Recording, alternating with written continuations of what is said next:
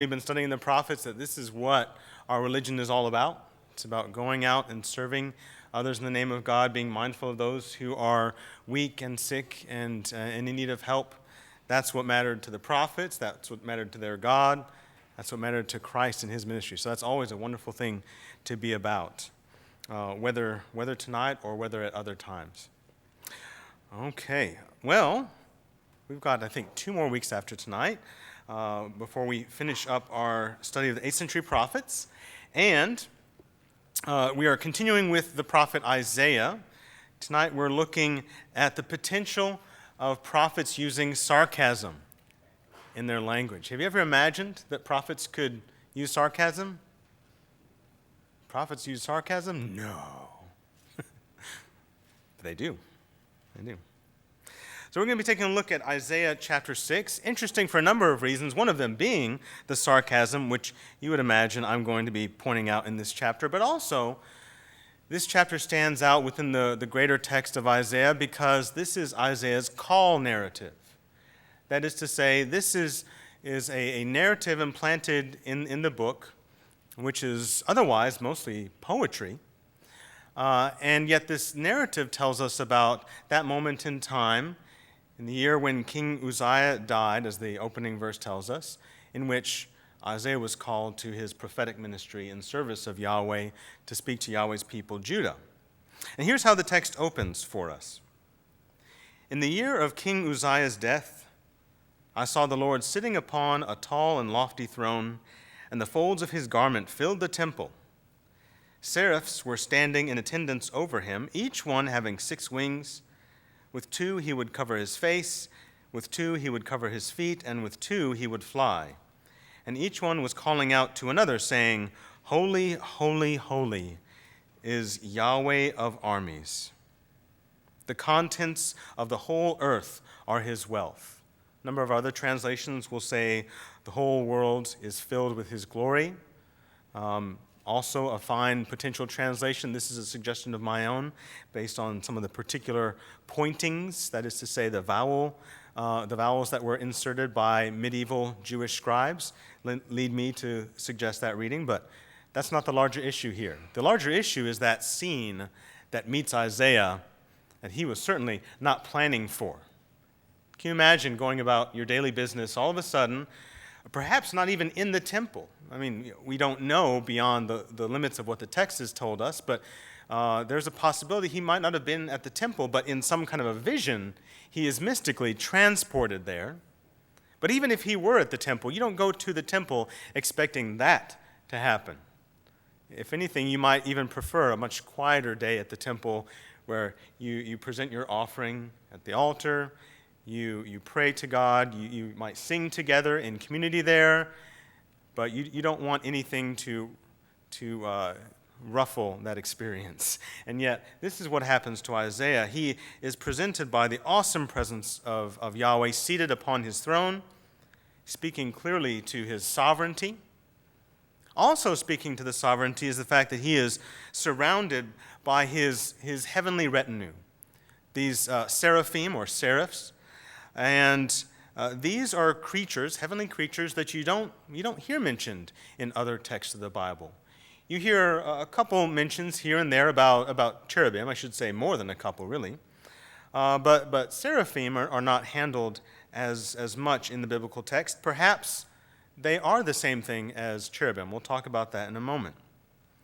But again, this is an awesome scene that meets the prophet to be, as he is about to be called by Yahweh into service. So here's what the text continues to tell us. And the foundations of the thresholds shook at the sound of the one speaking. Mind you, this is the house of God. You don't tend to want to see those thresholds shaken either. And these are very sturdy thresholds, you might imagine. But the whole thing shakes at the power of even the voices of God's holy attendants. While the house was filled with smoke. Even that kind of language is mysterious. Might even be suggestive of the idea of incense filling the temple, which would happen regularly anyway. Incense is used in a number of the world's religions. Can you imagine why incense is used? What comes to mind when you think about incense? What does that convey to a worshiper? Peace and calm? Okay, yeah. Say again? Yes, awe. Yeah. That holy reverence. There's just something about it that you don't even need to explain it, do you? You get it at a visceral level. There's also a pleasant scent involved with incense. Some of you, maybe you've been in contexts where incense is used. Some examples might be in Eastern Orthodox churches. You'll still see the use of incense today, and it is a distinct smell. It comes to the nostrils, and for many it's a very pleasant thing. One way or another, though, that sort of experience transports the worshiper into a whole nother mindset. Right? So incense, whenever and wherever it has been used in people's observance of holiness, it helps them with that process. And so we might say the same thing could be happening here. Alternatively, if we're thinking more along the lines of smoke that is not incense, we might be reminded of other biblical passages. Any come to mind that recall that language of smoke? Okay, that's a negative one to be sure, because we can imagine that pillar rising from the city as it is burned to ashes, Sodom and Gomorrah, both cities. Other contexts where we see smoke, I'm particularly thinking smoke in relation to the divine presence. Yes, so one of them would be the regular sacrifices, not the offerings on the incense altar alone, but even just the smoke from the meat altar in front of the temple grounds.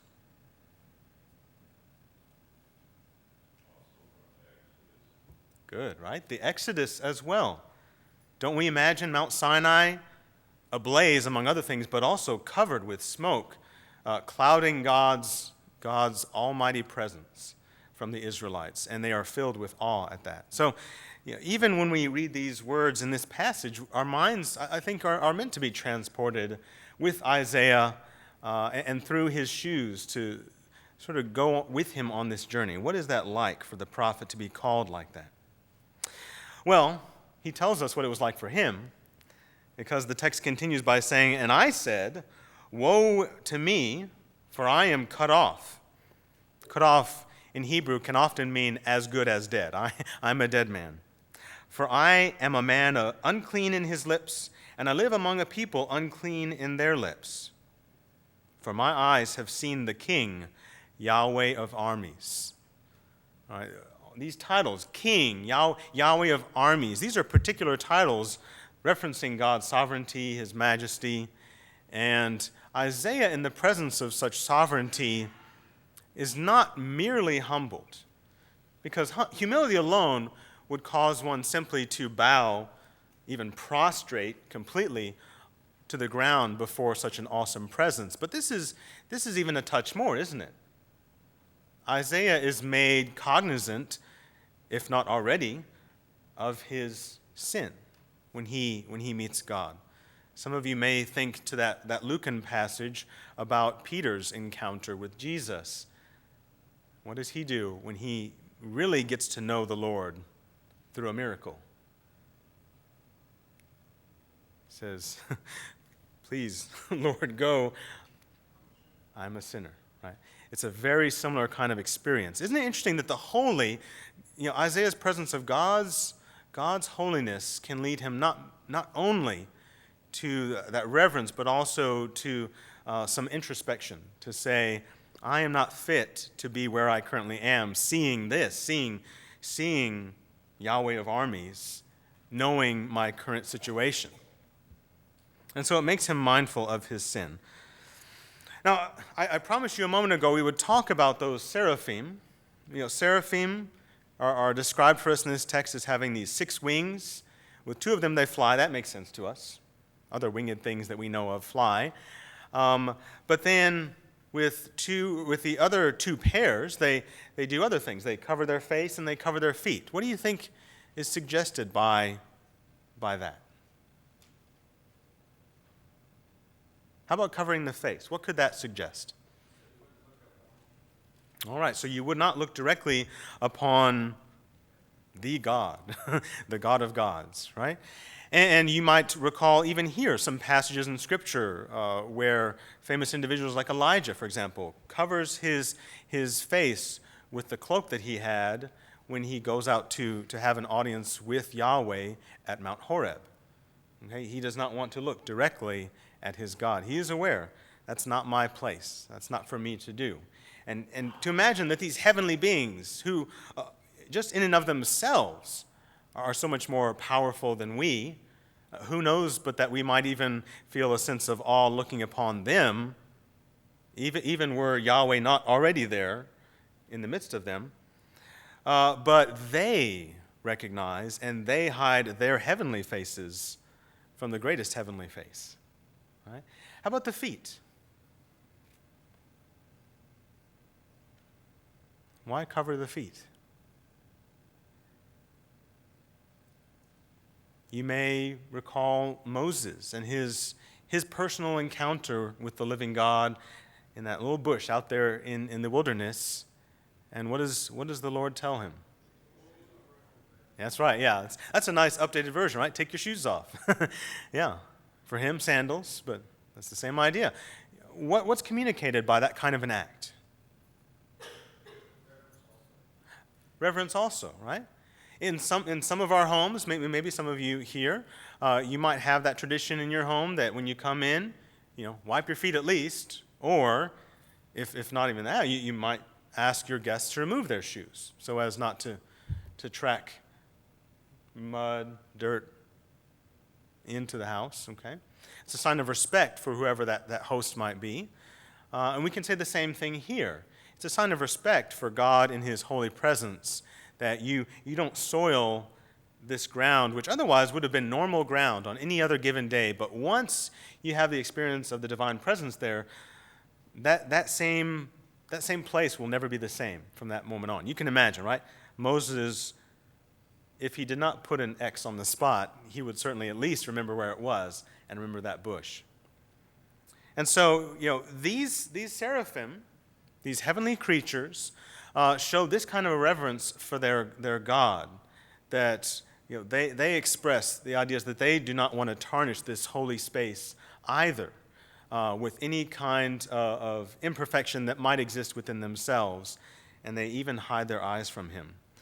This call narrative of the prophet Isaiah sounds somewhat similar to a number of other call narratives that we read in the Bible, one of them being the famous call vision of Ezekiel, the prophet, in chapter 1 of his book, where he sees the cherubim, and perhaps, as I suggested earlier, these may even be the same type of heavenly creature we're supposed to imagine, because the term seraph in Hebrew seems to suggest this root having to do with burning. And so, glowing or fiery heavenly creatures sounds a good deal like the kind of creatures described to us as cherubim in Ezekiel's book. And so such bizarre heavenly visions are not out of the norm for God's prophets, at least, when they come into a working relationship with the Lord. And for that matter, I would suggest to you that such creatures, whether they be called by the name seraph or cherub or kuribu, shedu, lamasu, even sphinx in the ancient world, that this was a type of heavenly creature not unbeknownst to Israel's neighbors as well. And we should qualify that these types of creatures are not to be understood as angels. Anybody, have you heard before the meaning behind the title angel? Almost. It's the idea of a messenger, really. Right? Yeah. So someone who is sent, certainly in a role of service. That's the idea. But it's a very generic type of word. You could even refer to the term in Hebrew as malach. That's angel, translated for us. And you could refer to humans as malach as well, as long as such a human wasn't a messenger of someone. Okay? But these properly understood, these seraphim or cherubim, even though in much of the history of the Western church have been thought of as angels, right? I'm sure many of you have even thought along those lines or heard lessons about that. It's rather the case that these are like divine throne room guardians, ultimately. I told my students at OC, even today in one of my classes, they're like the heavenly bouncers, if you will. You don't get past them. They are guardians. Yeah.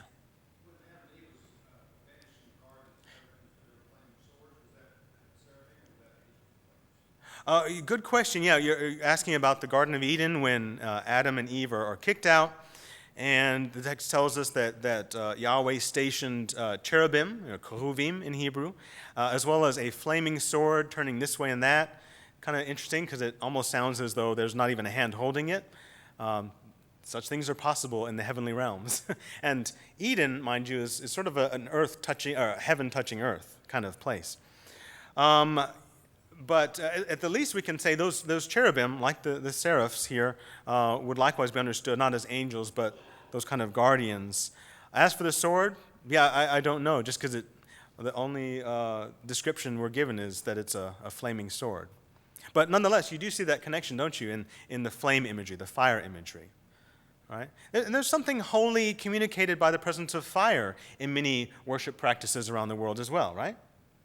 Again, the Israelites would have looked over to the sanctuary in their midst and seen that warm glow, and it's that reassurance. God is at home, right? And the fires of the altar go up to him. And how many religious ceremonies can you think of involving candles, even today? That also sort of transports you into the idea of a holy realm. Yes?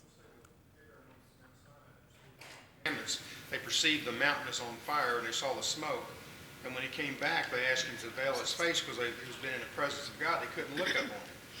That's right, yeah. Yeah, when Moses goes up onto that mountain, seemingly into that fire. And perhaps you might even connect that with his experience of the burning bush, that he realized and maybe mused on it afterwards that bush didn't burn up. This is a potentially consuming fire, and yet I don't see the bush consumed. The fire of God has the potential to give life as well, and it's an amazing thing to ponder. And he would come back from that experience certainly changed, the fact that his face would glow.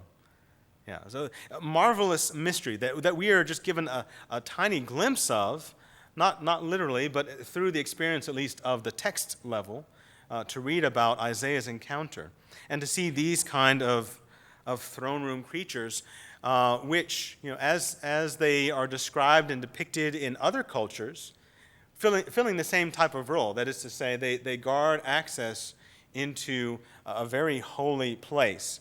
One such example here, this is from the British Museum. You can see this today. Anybody been? Seen these? Okay, these are famous, they may be Lamassu, one of the names applied to them in Mesopotamia, or some such creature. And these flanked an entryway in the palace of one of the famous Assyrian kings of old.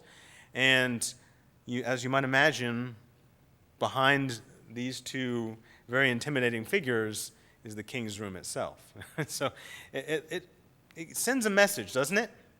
Especially when you consider, as I've been told, that the average visitor here comes up to the knees of those creatures. Can you imagine that? What an imposing figure. And it fills you with a sense of awe as you enter between them. Similarly, when you hear talk about Yahweh seated above the cherubim or on the cherubim, does that sound familiar from a number of texts in the Hebrew Bible? Well, that is quite literally understood.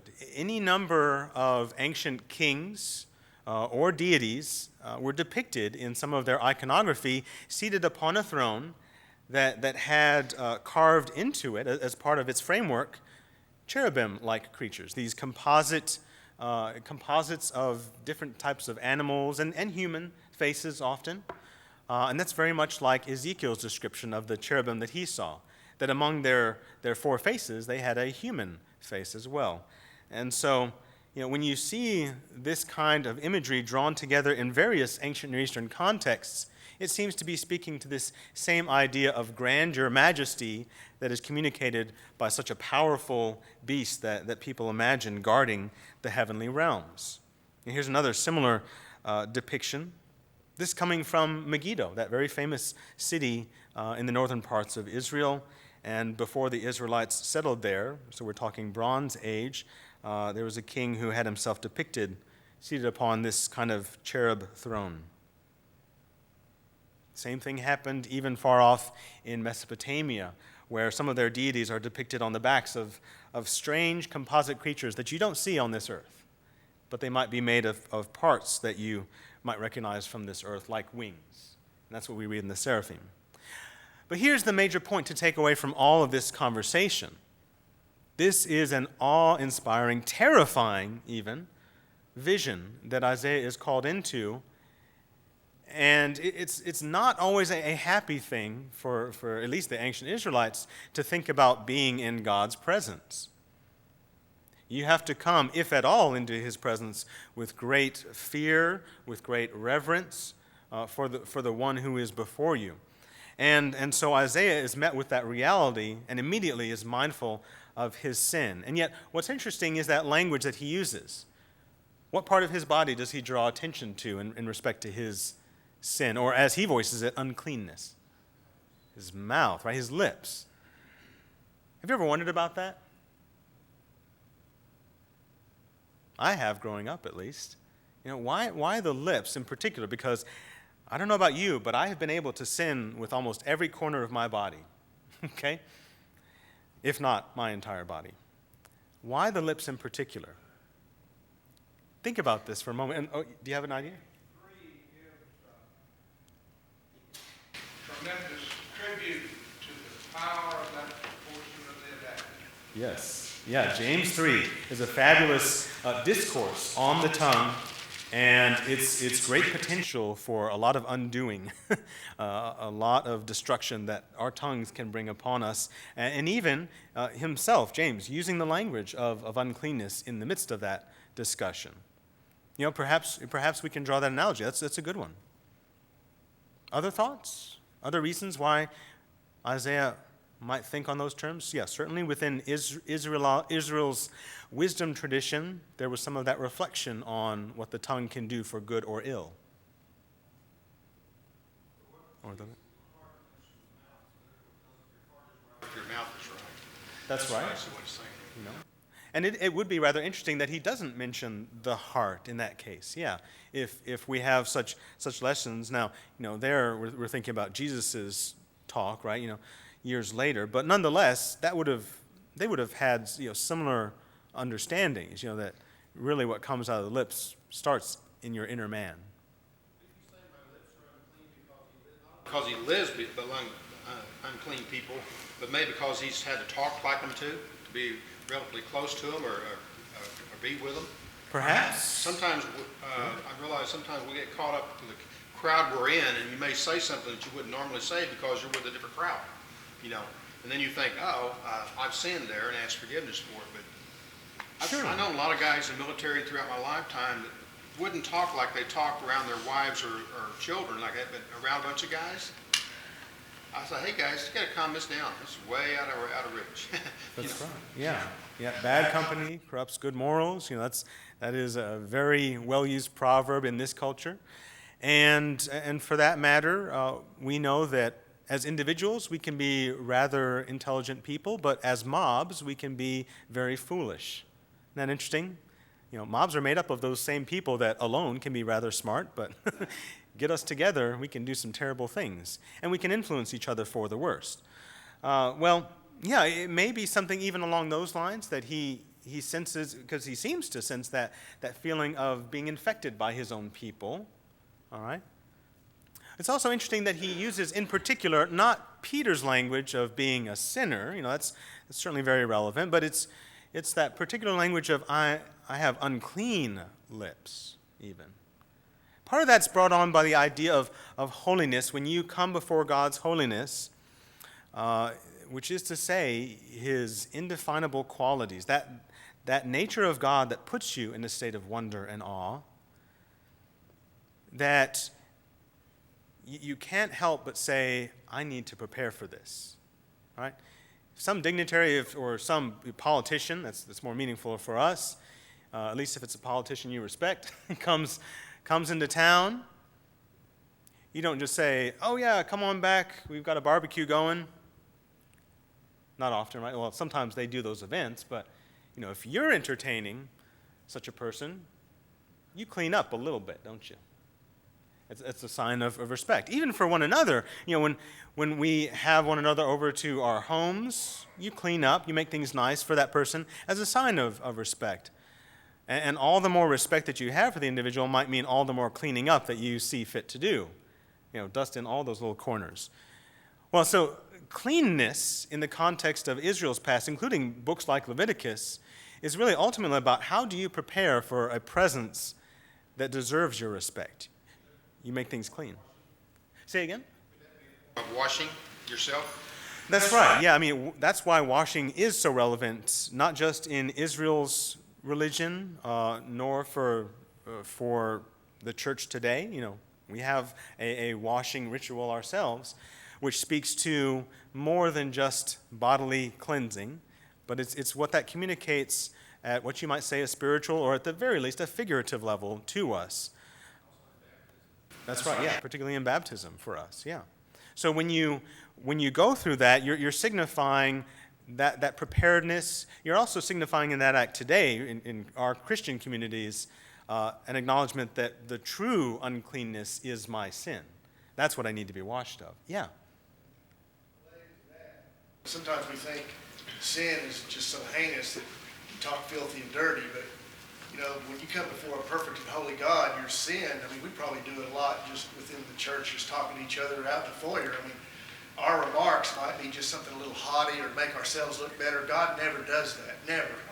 His benefit is always for someone else. Sometimes when we, even if it isn't dirty, might be for our benefit or our pride or our arrogance or our whatever it is, it's there. When you come before a perfect and holy God, he probably realizes, man, there's a lot of things I struggle with just, this and that. Sometimes we say things and we go back later and think, wow, this is what I meant by that. I was kind of building myself up, or I was making myself look good.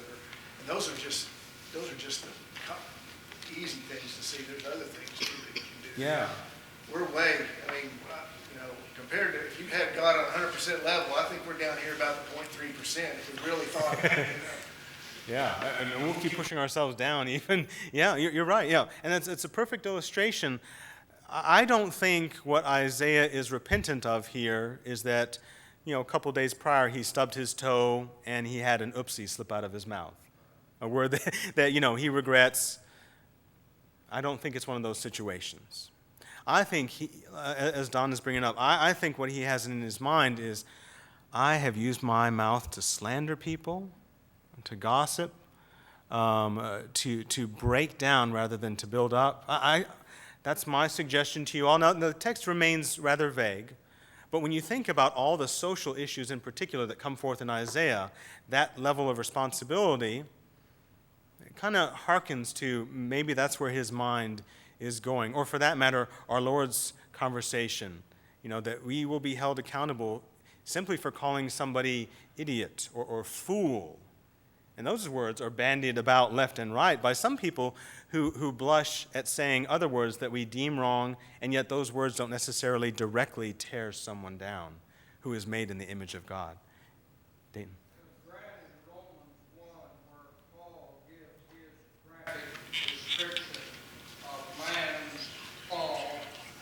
He mentioned that they were professing themselves to be wise, and they became fools, having changed the glory, and here's this next word, of the incorruptible God, Yes. for the likeness of man and four-footed beasts, creeping things. But as he moves on in this context, he hits the center core of the real problem when he said they exchanged the truth of God for a lie. Yes. And it goes back to mouth, message, and impurity. That's right. Yeah, deceitfulness on the tongue, deceitfulness in the lips is also just as likely a candidate. Because even by that, we can presume to make God a liar, as John warns us in 1 John. And for that matter, once again, we tear down one another when we lie to one another. That's also just as likely a potential candidate. But for the rest of it, we're left to wonder because we don't know exactly what Isaiah's lifestyle was before he was called into this ministry. But one way or another, what we do know is Yahweh has him there at that location for a very specific reason, and he is going to be God's man for the job, whether he thinks he is ready for it or not. And we've certainly seen a number of prophets and other figures called by God who thought that they weren't ready for it, one of them being Moses again, right? He stands out in our minds with a somewhat similar kind of response. But look at how the Lord resolves this situation in this text as we continue in verse 6. Then one of the seraphs flew to me with a glowing coal in his hand, which he had taken with tongs from upon the altar. He touched my mouth and said, "Look, this has touched your lips. Your iniquity is removed and your sin is atoned." Now, some of us, I imagine your minds are going to, well, why isn't the next line after he touched my lips or touched my mouth, and then I screamed, bloody murder? Why does that not come up? Well, remember, this is the language of a vision. Okay, and so when things happen in a vision, including the fact that he sees God, so to speak, you can't take all of that at face value. Again, other texts of Scripture tell us that nobody really sees God. I'm including in that list Exodus 33 or the opening of John. Nobody's seen the full form of God. But nevertheless, it's what these images achieve on the page as words. Why is it meaningful that this seraph takes a glowing coal in his hand from the altar?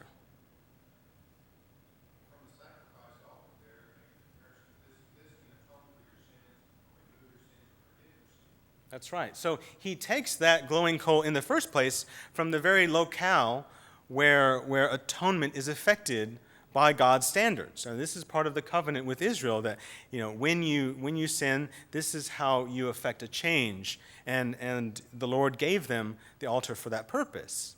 Up until a time when eventually we could see that ultimately all of our sins could only be atoned by his Son. But keep in mind, Isaiah did not have that knowledge in those days, nor did any of his audience. So for them, that would be the greatest kind of news. Oh, so I'm forgiven by what is effected at the altar when that touches my lips, again, in the figure, in the symbol of the vision. But the pain element is not what's entering the mind of Isaiah, nor likely would it have been in his readership. Okay, so don't go away thinking that this is some kind of self-flagellation. Like, I need to be punished, my lips need to be burned. It's not about the pain. It's about the cleansing power of fire within that context. Yes? When it touched his lips and his iniquities his sins were atoned or made, the fact that that time, your sins have been taken care of at this moment. Mm-hmm. But he will sin again. If he does, he has to make another atonement. Just like today, we have an advocate with the Father. When we sin, we go to the Father through Jesus Christ, the blood of his Lamb. And that cleanses us today. So even here in Isaiah, at this moment, this time, you have unclean lips, you have been forgiven, your iniquities removed, or your sin has been removed. He is still human, and if he should sin again, he will need another atonement. That's right. I mean, now that conversation doesn't particularly come up here. Right. But we may reference the writer of Hebrews when he talks about the fact that, especially drawing attention to the Day of Atonement and the sacrifices that attended that if anything, that's just a continual reminder that we sin, rather than one qualifying sacrifice that takes care of all sin, past, present, and future. Yeah.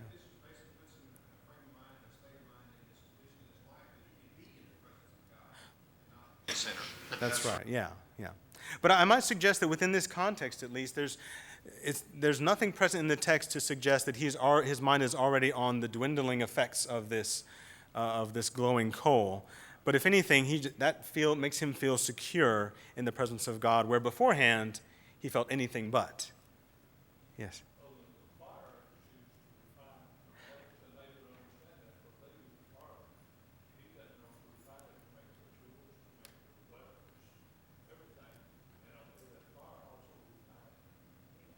That's right. Yes, so there's also in the language of prophets the very relevant image used, including other prophets by Isaiah himself, about that refining fire. Yeah, you're right. Yeah, that's good. Well, so that's what our minds are supposed to be drawn to, as Isaiah, previously despondent because he has been brought into the almighty presence of Yahweh of hosts, but now anything that was lacking in his ability to approach such a presence has been taken care of by that same God himself, sending one of these seraphs. It's an interesting thing that there is this focus on the mouth, like I mentioned a moment ago. And here's one reason why I bring up that question initially. What you all suggested, I think, are great conversations and may be a part of the larger conversation. Yeah, why did Isaiah feel the way that he did, particularly about his mouth? But I might suggest another one, and that is, when you read a number of the other call narratives of prophets in the Hebrew Bible, there's also attention drawn to their mouth. Might there be something behind that continuity? Think about Jeremiah, for example. Chapter 1, the strange thing about Isaiah is his call narrative is not chapter 1, it's chapter 6, but I don't know why that is. but chapter 1, at least of Jeremiah, we read about his call by God. And one of the first things you hear about him is he says, I am not able to speak. And that's after he references the fact that he's a youth, he's a young man. But he moves right into, I am unable to speak. That's a problem with the mouth, right? I don't know.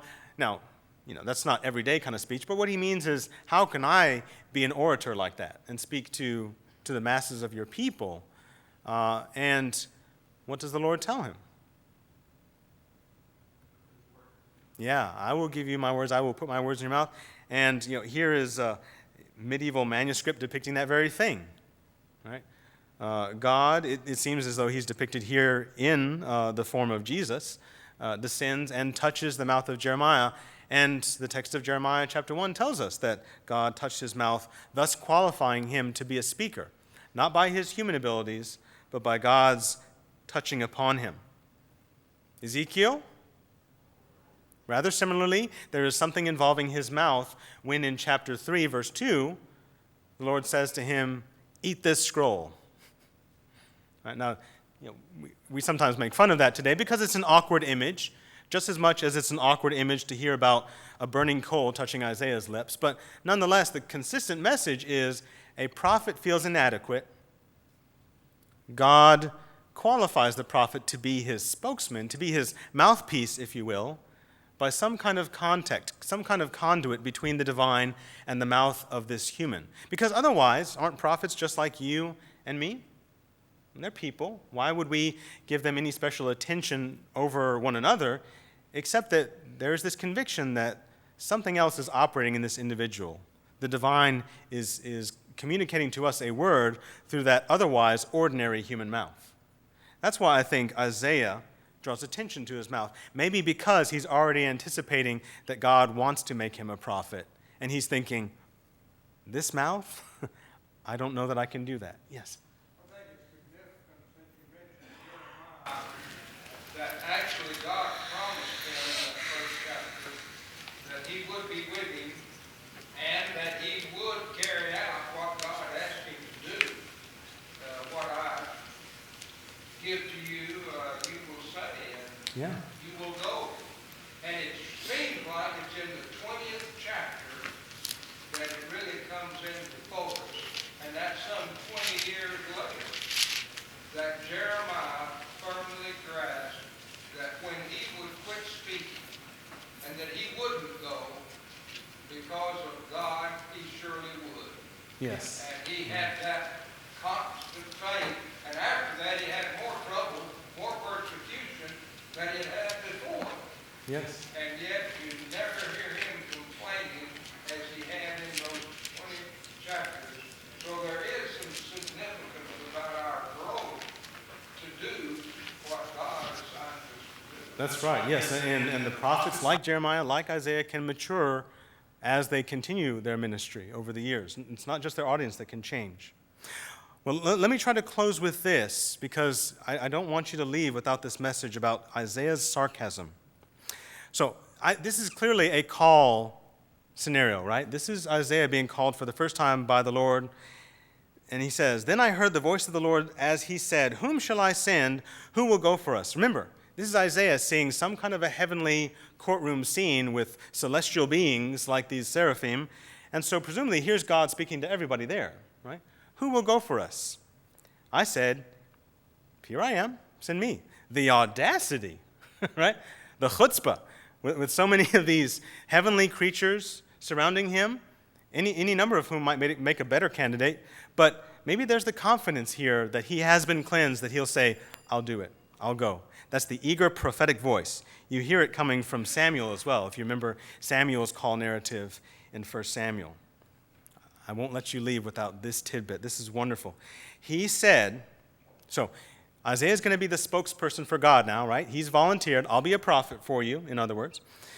And he said, "Go and say to this people, 'Hear but do not discern, see but do not understand. Thicken the mind of this people, make dull their ears, and besmear their eyes, lest they see with their eyes, hear with their ears, discern with their mind, and return and be healed.'" Now think about that.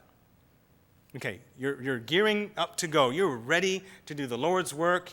You had your doubts a moment ago, but now he's qualified you. He's cleansed you. "All right, Lord, send me. What do you want me to say?" What's the first thing? Don't bother listening. How many prophets can you think of that say that? No, don't they all say, "The end of the world is nigh. Repent." But his message is, well, don't look with your eyes, don't hear with your ears, or even if you do, don't try to understand it, because then what would happen? You might repent, and who would want that? Are you getting that sense of sarcasm? It is present in Isaiah. Otherwise, why is he delivering this message? Why is the audience supposed to hear it? Except that they might be enticed to repent. Maybe by reverse psychology, right? This message? No, this is too good for you. You don't want this. Let me have it. One way or another, though, this is truly sarcasm, and some prophets, like Isaiah, used it. I'll leave you with this, because I have to leave you. Think about Jesus in 3 of the gospel accounts, Matthew, Mark, and Luke, when he tells the first parable recorded in each of those gospels, the parable of the sower. Right? Matthew 13, that's your best example, perhaps. At the end of that parable, he says, let the one who has ears to hear, hear. Then his disciples approach him, asking him, "Why do you speak to the people in parables?" And he quotes from this passage in Isaiah, right? Now, many of us, we use that as a lens by which to interpret Jesus' use of the parables, so as to say, oh, Jesus spoke in parables because he wanted to make it all a mystery. Let me suggest that based on our understanding of Isaiah, as I hope you've come to see, if not before tonight, that he uses sarcasm, and really he's trying to entice his audience to make a change so that they can be healed. That's why prophets do their business. That it is also very likely that Jesus intended to be just as ironic and sarcastic in the original telling of that description of why he speaks in parables. To say, to you it's given, but think about that. It's because the disciples went and asked him. It's a very simple way to learn the mysteries of the kingdom. Just go ask the master. Ask the Lord. And so ultimately, let me suggest that Jesus spoke in parables not to cloud issues, but that they would nonetheless be clouded by the heart of their audience if the audience was unwilling to listen to the news of the kingdom. Read the rest of Matthew 13 now in the light of Isaiah 6, and tell me that doesn't perhaps change your view of why Jesus uses parables. So I hope tonight you've gained a little bit about Isaiah, his ministry, and how that informs us about Jesus' ministry too. Thank you all for the conversation.